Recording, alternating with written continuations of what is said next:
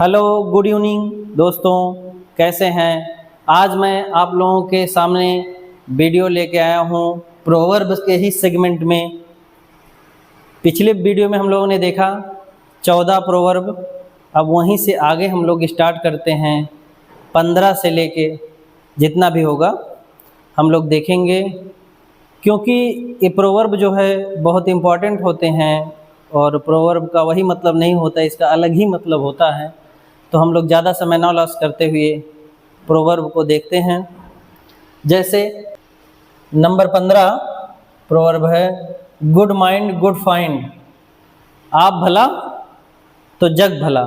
कुछ लोग होते हैं, हम लोग देखते हैं कि अपना भला ही देखते हैं। अपना भला हुआ मतलब अपना काम बनता, भाड़ में जाए जनता। यही जो है प्रोवर्ब ये चरितार्थ करता है, गुड माइंड गुड फाइंड, आप भला तो जग भला।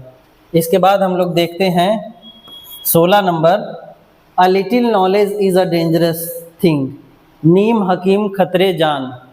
अब मतलब बहुत थोड़ा सा नॉलेज रखना और अपने आप को प्रस्तुत करना, हाँ हम सब बहुत कुछ जानते हैं। तो इससे क्या होता है, इससे जो है घटनाएं घटित हो जाती हैं। कम जानकारी में ओवर कॉन्फिडेंस जो हो जाता है लोगों को, इससे घटनाएं घटती हैं, काफ़ी हम लोगों ने देखे हैं। तो ये हो गया हमारा a little knowledge is a dangerous thing. इसके बाद हम लोग देखते हैं 17 number, cut your coat according to your cloth.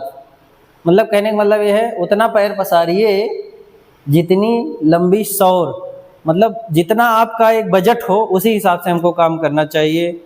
ये नहीं है कि बजट है हमारा मोटरसाइकिल का, बजट है कार का, तो हम एरोप्लेन के बारे में इमेजिन करना अच्छी बात है, पॉजिटिव रहना अच्छी बात है, लेकिन वही काम करना चाहिए जितना हमारा एबिलिटी रहे, जितना क्वालिटी रहे, उसी के अकॉर्डिंग सोचना चाहिए हमको, उसी के अकॉर्डिंग काम करना चाहिए।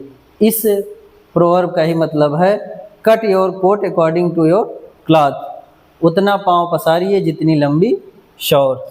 आगे देखते हैं हम लोग, example is better than precept, उपदेश से उदाहरण अच्छा होता है। अगर हम किसी बच्चे को कोई, एक स्कूल में ही देख लें, अगर हम किसी बच्चे को कोई उपदेश दे रहे हैं कि ये नहीं करना चाहिए, वो नहीं करना चाहिए, ऐसा कपड़ा नहीं पहनना चाहिए या इस तरीके से रहना चाहिए, एक आदर्श प्रस्तुत करें, अपना अच्छा कपड़ा पहन के आइए, अपना साफ सफाई से कपड़ा पहन के आइए, तब अगर आपको बच्चा देख के वो चीज़ अनुसरण करता है तो वो ज़्यादा इफेक्टिव होता है। और ये बहुत ही अच्छा प्रोवर्ब है कि उपदेश देने से उदाहरण अच्छा होता है। हम एक उदाहरण प्रस्तुत करें, उदाहरण देखकर बच्चा खुद अनुसरण करता है, तो ये प्रोवर्ब उसको बहुत अच्छे से चरितार्थ करता है। और आगे हम देखते हैं, to kill two bird with one stone, एक पंथ दो काज।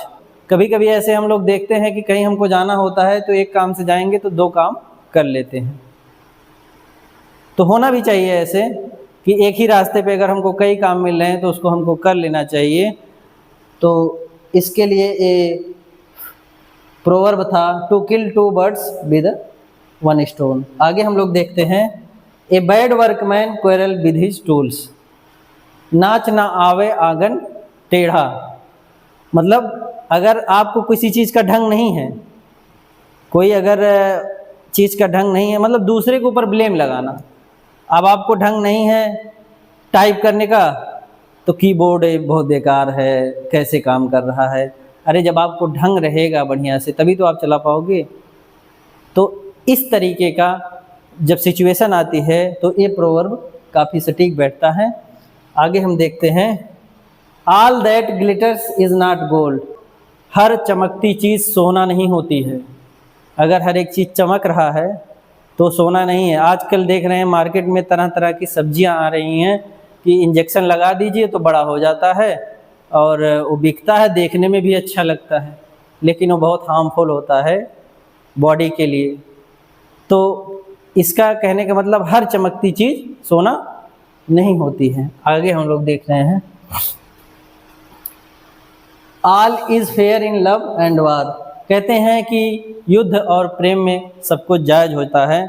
अगर आप युद्ध कर रहे हैं तो आपको जीतना है, किसी भी तरीके से जीतिए। मतलब ये प्रोवर्ब है, कहने का मतलब है। और सही सही जो नियम और प्रोटोकॉल है उसको पालन करना चाहिए युद्ध में।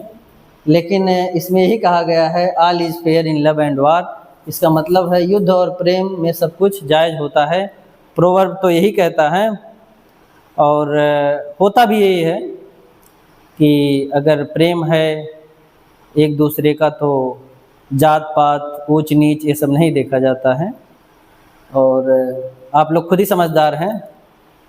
आगे देखते हैं। Do not put off till tomorrow what you can do today. बहुत ही अच्छा प्रोवर्ब है कि आज का काम कल पर मत छोड़ो। मतलब जो आज आपको करना है उसको कल पर मत छोड़िए, उसको आज ही करिए। क्योंकि जो काम आज आपको करना है अगर उसको कल करेंगे तो कल वाला काम कब करेंगे। तो इसीलिए काल करे सो आज करे, आज करे तो अब, पल में परले होएगी बहुरी करोगे कब। इसके बाद हम लोग देखते हैं आगे। To make a mountain of a molehill. तिल का ताड़ बनाना, किसी बात को, बहुत छोटी सी बात को बहुत बढ़ा चढ़ा के कहना, जैसे हाइपरबल। मतलब रहता है बहुत छोटा सा लेकिन उसको बढ़ा चढ़ा के कहे दिया जाता है।